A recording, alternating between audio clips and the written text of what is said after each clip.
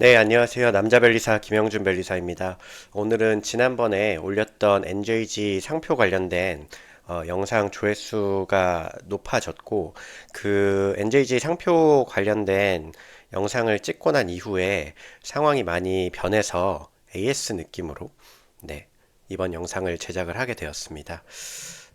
오늘 살펴본 내용은 지난번에 말씀드렸던 상황에서 뭐가 바뀌었는지 일단 말씀을 드리고, 그리고 멤버들 측에서 왜 이 상표를 잠수함 출원 형태로 냈는지에 대한 제 생각을 한번 말씀을 드려보려고 합니다. 네. 그래서 일단 화면을 보시면요. 지난번에 제가 말씀을 드렸을 때에는 이 이동욱님, 박성만님, 이 제3자들이 NGG에 대한 상표를 무단으로 출원을 했다라는 내용이었고, 그리고 이 사람들 상표가 거절될 가능성이 높다라는 말씀을 드렸던 바가 있습니다. 다행히 최근에 NJG 멤버들 측에서 이 NJG 상표 출원을 했다라고 이제 기사가 나와서 요 다음 장에 보시는 것처럼 여기는 이제 김민지님만 나오는데 멤버들 이름 다 나오거든요. 그래서 멤버들이 직접 이렇게 상표 출원을 완료를 했다. 그래서 멤버들 이름으로만 검색을 하면은 38건을 출원을 한 게 나오고, 멤버들 이외에 제3자 출원까지 하면 41건. 그러니까 3건이 네, 무단 출원이었죠.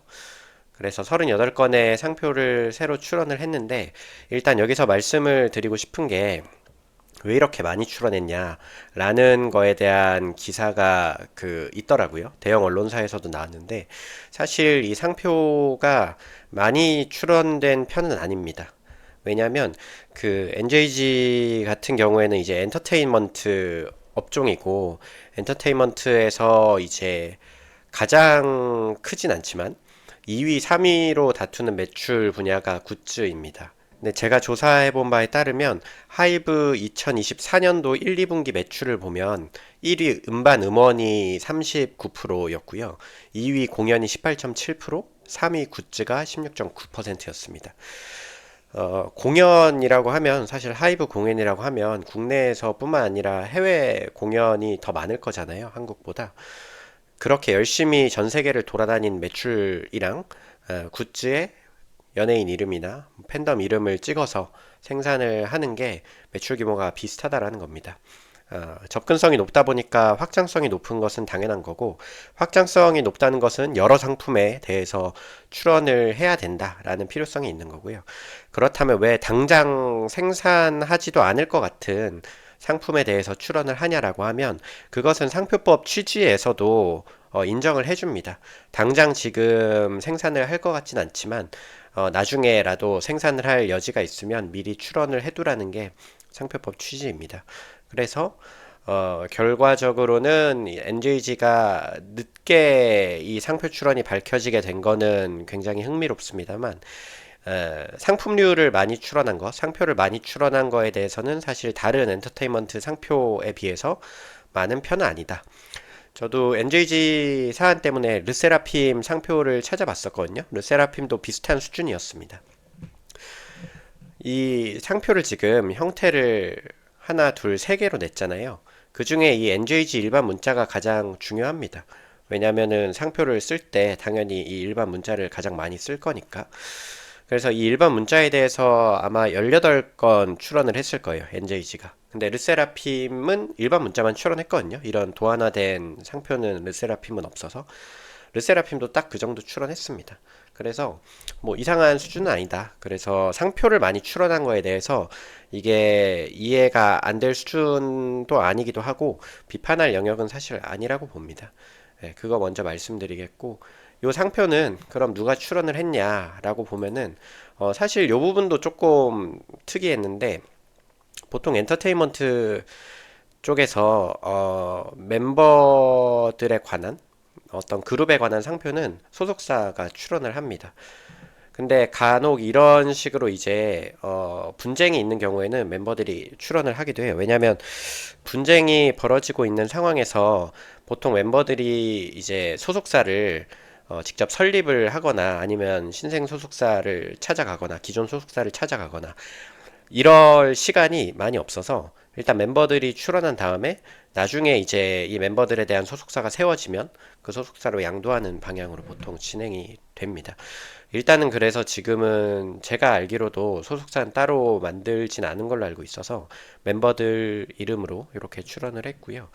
그리고 여기는 이제 법무법인 세종 대표 변호사님이시고 오늘의 주제인 그 잠수함 출원에 대한 겁니다. 이 잠수함 출원이 뭐냐면 상표를 출원할 때 여러분들 상식에는 당연히 상표 출원료를 바로 내야 이 출원서를 받아준다 라고 생각을 하지만 상표 출원 같은 경우에는 상표 출원을 하고 나서 상표 출원료를 안 내도 일단 특허청에서 받아줍니다. 특허청에서는 아마 그것을 받아주는 취지가 뭐 진짜 돈이 없어서 그럴 수도 있고 뭐 그럴 수도 있지만 너무 급한 사정으로 출원을 먼저 하고 나중에 이제 돈을 납부하는 거를 허용을 해준다는 거죠. 예를 들어서 당장 이제 어떤 상품이 런칭이 됐는데 제3자들이 이제 뺏어갈 위험이 있다. 이러면 빨리 출원을 하는 경우도 있겠죠. 그런 경우들을 좀 감안을 해서 출원을 먼저 하고 나중에 돈을 내는 걸 허용해 주는데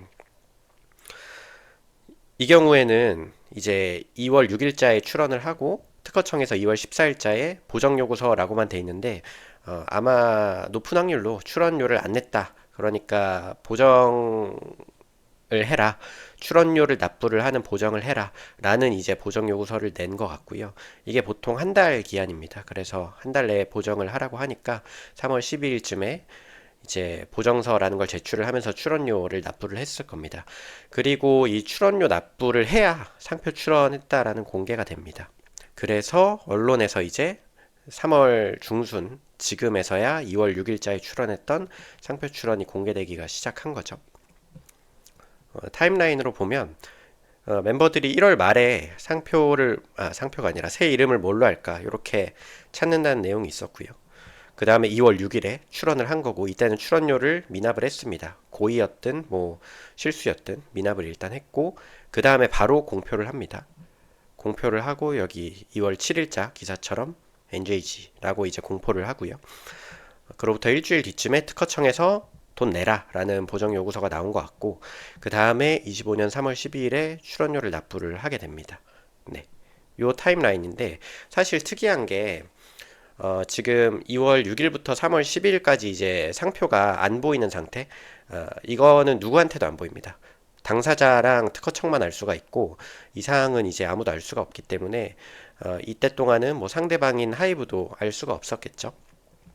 근데 이런 잠수함 출원을 활용을 하는 게 보통 이제 예를 들면 2월 7일에 신제품이 나오는데 조금 일찍 상표 출원을 했을 때 뭐 그럴 때 좀 활용을 하는 제도거든요. 제도는 아니죠. 약간 이거 뭔가 약간 법을 이용한 겁니다. 예. 이렇게 공개를 좀 늦추고 싶을 때 요런 이제 스킬을 활용을 하는데 사실 2월 6일에 출원을 해놓고 7일에 공표를 할 건데 출원료 미납을 할 이유가 없습니다. 예.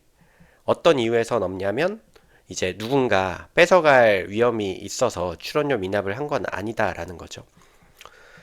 그렇다면 뭐였을 것 같냐면 제 생각에는 그 가처분 소송 때문에 그랬던 것 같습니다.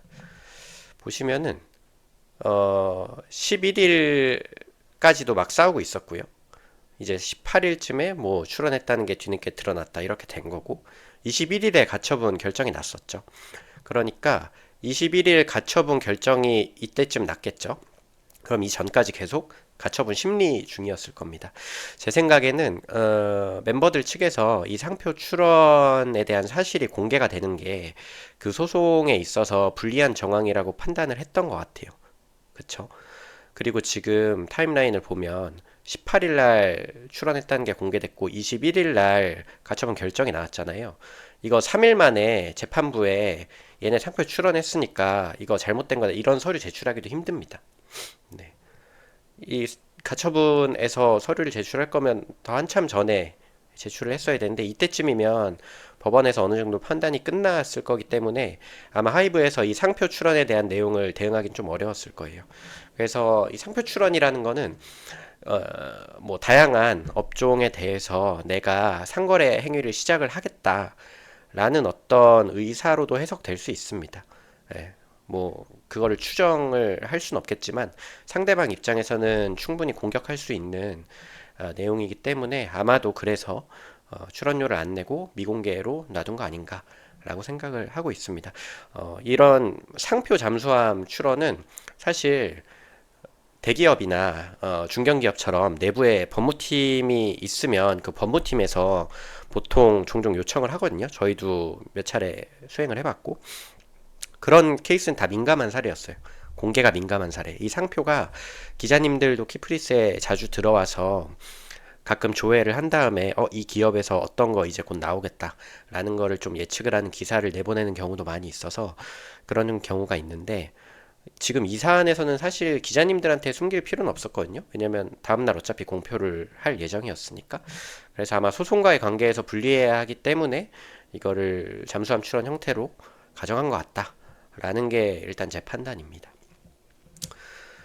가처분 결정이 나왔죠. 지금 가처분 결정에서 결과적으로 이제 법원에서는 국내에서 전속계약 효력을 인정을 한 것 같고 이게 본안 판단에서도 똑같이 나온다면 뭐 멤버들이 지금 하고 있는 행보를 이어나가기는 쉽지 않을 것 같습니다.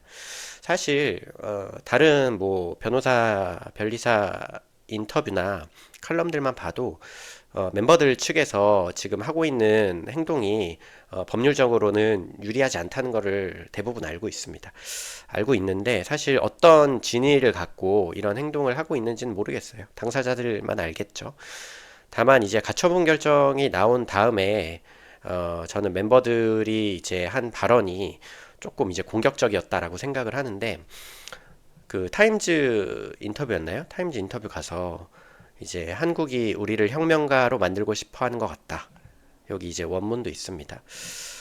이거를 국내도 아니고 해외로 가서 이제 이거를 한국이라고 표현을 하면서 우리가 혁명가가 될 수도 있다.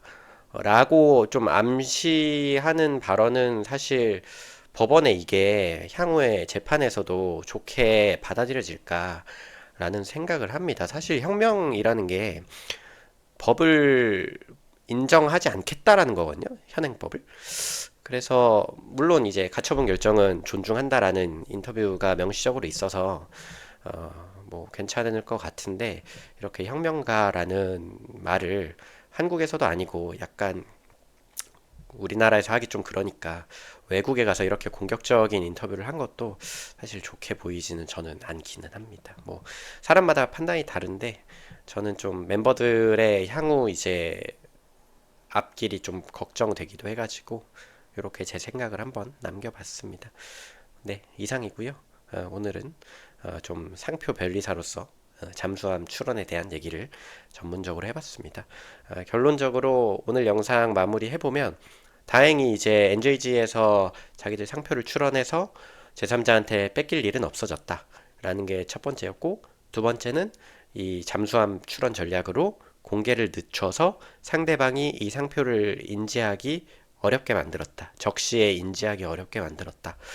요런 이제 법률적인 스킬도 있다.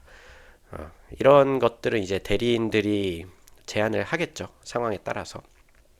그리고 이런 잠수함 출원 같은 거를 보면서 세종에서 정말 다각적으로 지금 컨설팅을 들어가고 있구나 라는 것도 좀 알게 되어서 흥미롭게 이 사안을 지켜보고 있습니다.